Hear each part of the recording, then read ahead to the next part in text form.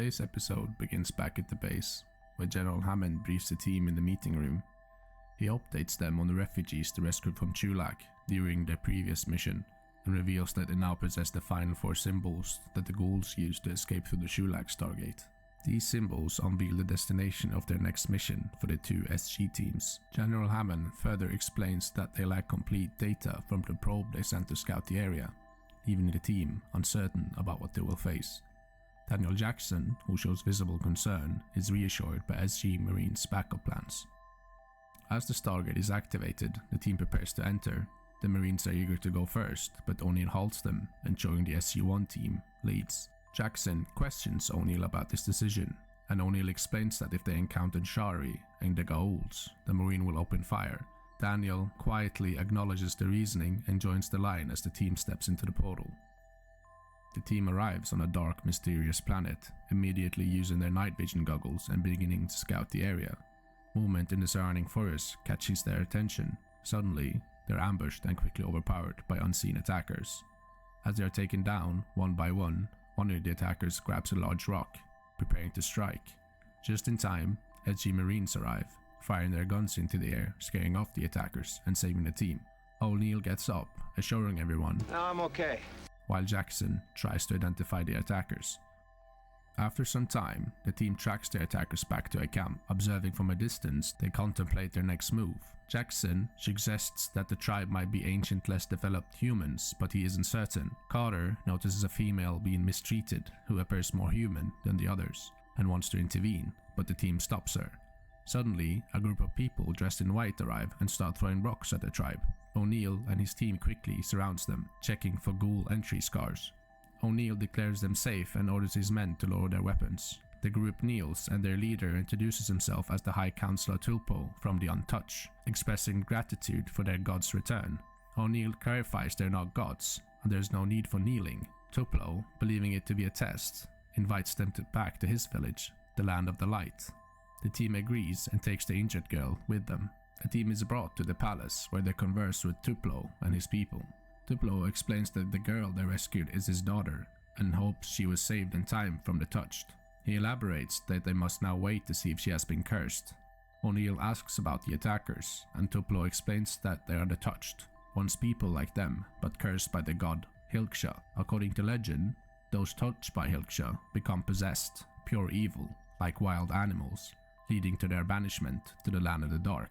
O'Neill inquires about their gods, and Tuplo responds that if the team isn't the gods, then they haven't seen them in over a generation. Regrouping, O'Neill informs the team that there is no evidence of ghoul activity on the planet, and suggests returning to Earth. Daniel and Carter argue for studying the people further before leaving. O'Neill acknowledges the interest but insists that it isn't their mission, then heads out. The team returns to Earth and is met by General Hammond, who informs them of a mission debriefing in half an hour. In the briefing room, a heated discussion ensues. Daniel passionately argues for the importance of returning to the planet to study its inhabitants. Carter supports him, emphasizing their potential to help. Meanwhile, a soldier glares angrily at teal'c. Hammond calms the room and announces the president agrees with Daniel. They have permission to return and study the people. Suddenly, the glaring soldier stands up and tries to attack teal'c. Shouting furiously, teal'c overpowers him as he ignores orders to stand down.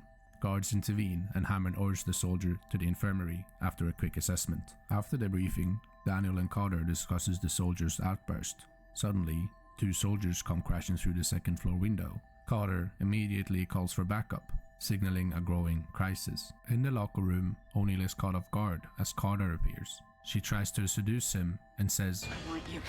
When he tries to resist, she becomes violent. He subdues her and takes her to the infirmary, deeply concerned. In the infirmary, the doctor explains to O'Neill that Carter exhibits the same symptoms as the other infected soldiers and may deteriorate further. She shows him the infected soldiers who have become feral and hostile, behaving like wild animals with tribal instincts. As they walk away, they theorize the infection might be airborne, adding urgency to their investigation. Daniel checks on O'Neill, who explains he's fine despite being scratched up after Carter tried to seduce him.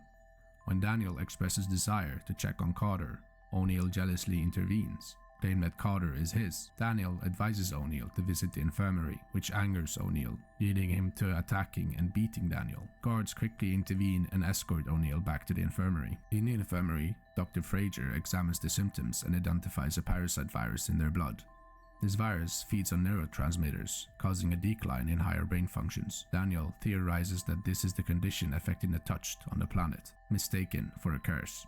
They realize the virus must have spread back to Earth, prompting General Hammond to order the base sealed off with no one allowed in or out. The team hears a loud scream and rushes to investigate, finding O'Neill feral, slamming against the door. Dr. Fraser quickly administers a sedative to calm him and put him back to bed, highlighting the severity of the infection. Hammond receives a call from the president, who orders a shoot-on-sight directive for anyone attempting to leave the bunker, underlining the critical nature of the quarantine.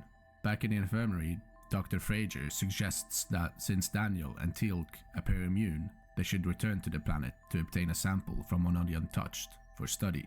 Desperate for a solution, Hammond authorizes the mission. Daniel and teal'c agree and prepare to embark through the stargate. Arriving on the planet, they head towards the town. Along the way, they find the High Counselor's daughter lying unconscious by the road. As Daniel tends to her, the tribesmen appear. teal'c fires his gun into the air to scare them off, but when he turns around, he discovers that Daniel has vanished, leaving him alone to complete the mission. Back in the infirmary, O'Neill is administered more sedatives to calm him down. Dr. Fraser explains that he has a virus and additional sedatives could be dangerous. In a moment of clarity, O'Neill requests to be used for experimentation. In the next scene, teal'c enters the palace and finds Tuplo, explaining that his squad got sick after returning home, and that he lost Daniel on the way. He reveals that the curse is actually a disease and that anyone, including Tuplo's daughter, can be saved. He just needs a blood sample to take back to Earth. The High Counselor refuses, fearing the curse, and considering the blood is sacred. Not believing teal'c, he orders him to leave. teal'c complies. As he's about to leave, he changes his mind, knocks out 2 of the soldiers, takes the samples, and then leaves. He then returns to the infirmary and presents the blood sample to Dr. Fraser. He visits O'Neill and informs him of losing Daniel on the dark side of the planet. Dr. Fraser proposes a new experimental vaccine she has created. Explaining the science behind it, O'Neill immediately agrees. She administrates the vaccine, then orders everybody to wait outside. The next day, teal'c is awakened by O'Neill banging on the door, declaring, "Let me out, I'm fine." The vaccine has worked. O'Neill informs the doctor of the success, and they administrate the vaccine to the rest of the squad. With time running out, the team plans to use tranquilizer darts with the antidote against the touched. The team travels through the Stargate and locates the tribe's camp. They find Daniel infected among the tribe with the High Counselor's daughter. Swiftly, they use their tranquilizer guns to subdue the tribesmen and bring Daniel and the girl back to the palace. The team enters the palace carrying Daniel. The High Counselor intervenes, fearing they're bringing the curse. Carter reassures him that they have found a cure and can prove it. The counselor agrees to hear them out, ordering Daniel to be put in isolation. Still skeptical, he questions how they lifted the curse if they're not gods. The team explains again that it is an illness, not a curse. Suddenly, Daniel wakes up, back to normal. The counselor, surprised, follows O'Neill outside, where they're greeted by the cured tribesmen. Families and friends reunite, and the High Counselor expresses his deep gratitude to the newcomers. O'Neill reassures the counselor of their continued support in eliminating any remaining sickness as they head back to the Stargate. On the way back, Carter apologizes to O'Neill for her earlier inappropriate behavior. O'Neill brushes it off, saying he doesn't remember anything due to his own sickness. Carter is relieved. O'Neill then notices a scar on Carter, remarking, "If it doesn't heal properly, you'll never wear that sweet little tank top number again."